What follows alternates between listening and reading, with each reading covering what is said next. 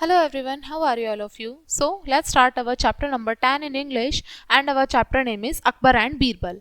अकबर और बीरबल का नाम तो हम सभी ने सुना होगा। चलिए स्टार्ट करते हैं, ये लेसन भी इसी से रिलेटेड है।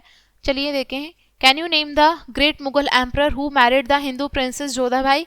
क्या आप उस मुगल शासक का नाम बता सकते हैं जिसने हिंदू राजकुमारी से शादी की थी और उन राजकुमारी का नाम था Jodha Bai. He had 9 intelligent persons called Navratna in his court.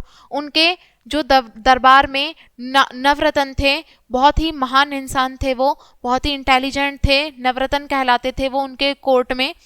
He had a clever minister who could sort out very problem face by him.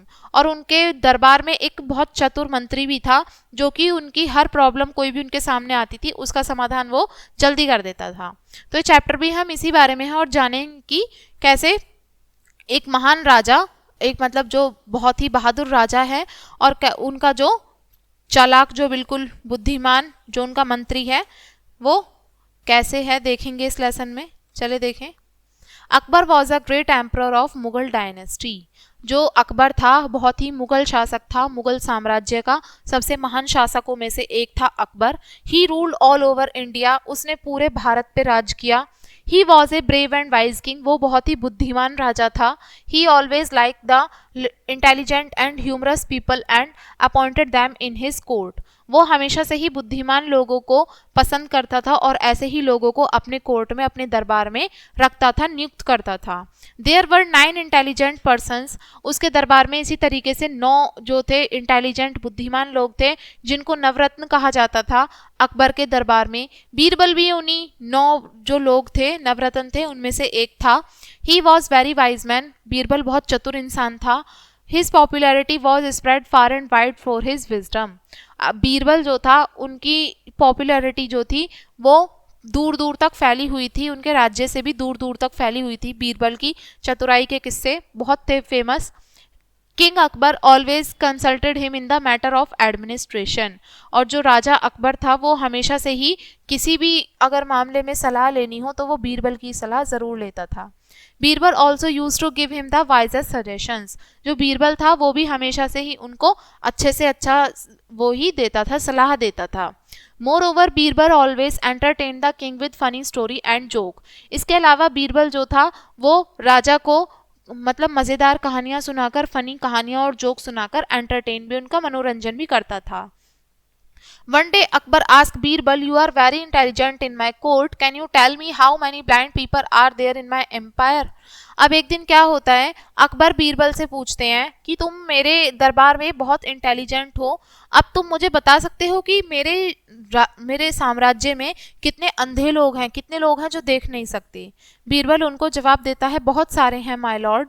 Akbar कहता है, क्या तुम उन्हें गिनकर बता सकते हो, उनके नाम बताओ मुझे। बीरबल जवाब देता है, of course my lord, just give me 1 day to find their names. बस मुझे एक दिन का समय दो और मैं आपको बता दूंगा कि वो कौन कौन से अंधे लोग हैं जो हमारे राज्य में हैं।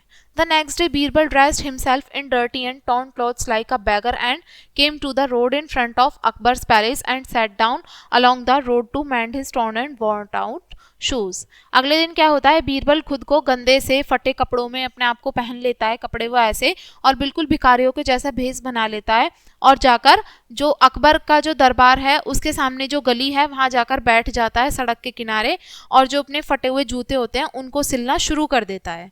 Then an officer came to him and ask, तभी एक ऑफिसर, एक अधिकारी आता है वहां पे और उनसे कहता है, what are you doing here Birbal, you ought to be in the court. तुम यहाँ क्या कर रहे हो बीरबल, तुम्हें तो दरबार में होना चाहिए। लेकिन बीरबल चुप रहता है और ऑफिसर का नेम जो है पेपर पे, अधिकारी का नाम पेपर पे लिख लेता है। अगले दिन क्या होता है, वहाँ पे एक लेडी आती है, एक महिला आती है, वो लेडी है बीरबल से कहती है, Birbal what are you doing here. Birbal instead of saying anything wrote the ladies name on the paper. In this way so many people came to Birbal and repeated the same question, what are you doing here. अब इस तरीके से वहाँ पे बीरबल के पास बहुत सारे लोग आते हैं और वो सेम क्वेश्चन पूछते हैं, एक ही सवाल पूछते हैं बार बार, और बीरबल उन सभी लोगों के नाम उस कागज पे लिख लेता है। King Akbar was the last person to meet Birbal and ask the same question. अब राजा अकबर जो थे वो आखिरी इंसान थे जिन्होंने बीरबल से सेम क्वेश्चन पूछा था। ठीक है, बीरबल अकबर का नाम भी इस लिस्ट में शामिल कर लेते हैं। अब अगले दिन बीरबल राजा के दरबार में शामिल होते हैं। अकबर उनसे पूछते हैं कि बीरबल बताओ हमारे राज्य में कितने अंधे लोग हैं। बीरबल जो है वो जो उन्होंने लिस्ट बनाई थी ना वो ले जाके राजा के हाथ में रख देते हैं। अकबर देखते हैं उनको, थोड़ा हेजिटेट होता है और एम्परर रीड द पेपर, अब जो शासक है वो उसको कागज को पढ़ते हैं, उसमें क्या लिखा है। He was rather surprise that so many names written on it. अब वो बहुत सरप्राइज हो जाते हैं कि इसमें तो बहुत सारे नाम लिखे हुए हैं, और उन्होंने देखा कि उनका खुद का नाम भी उस पेपर पे लिखा हुआ है, लेकिन वो कुछ समझ नहीं पाते कि उनका नाम कैसे लिखा हुआ है। So he ask Birbal about the name written on the paper. तो वो नाम जो पेपर पे लिखे हुए होते हैं, अब उस बारे में वो बीरबल से पूछते हैं कि ये क्या हुआ। बीरबल स्माइल करता है और कहता है कि my lord this is the paper which shows the name of the person who are blind.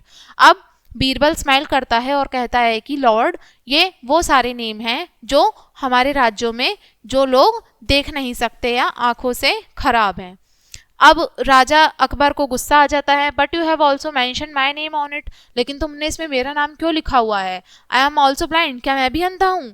Birbal उसको जवाब देता है, हाँ माई लॉर्ड, औरों की तरह आपने भी मुझसे एक ही क्वेश्चन पूछा था कि मैं यहाँ पर क्या कर रहा हूँ। हर किसी का नाम मैंने इस लिस्ट में शामिल किया था, हर कोई मुझे देख रहा था कि मैं यहाँ पर जूते सिल रहा हूँ, लेकिन हर कोई मुझसे आके यही सेम क्वेश्चन पूछ रहा था कि मैं यहाँ पे क्या कर रहा हूँ। जब सबको दिखाई ही दे रहा था तो मुझसे सेम क्वेश्चन क्यों पूछ रहे थे बार बार। तो वो सभी लोग अंधे हुए। ठीक है, तो ये था हमारा लेसन। चलिए इस लेसन के वर्ड मीनिंग देखते हैं। वर्ड मीनिंग में हमारा फर्स्ट वर्ड है एम्परर। एम्परर का मतलब होता है राजा, शासक, यानी कि जो राजा है शासक करता है ना, शासन करता है वो। Far and wide, far and wide का मतलब है दूर दूर तक, पास भी और दूर दूर तक फैले हुए जो होता है, एवरीवेयर, हर एक जगह।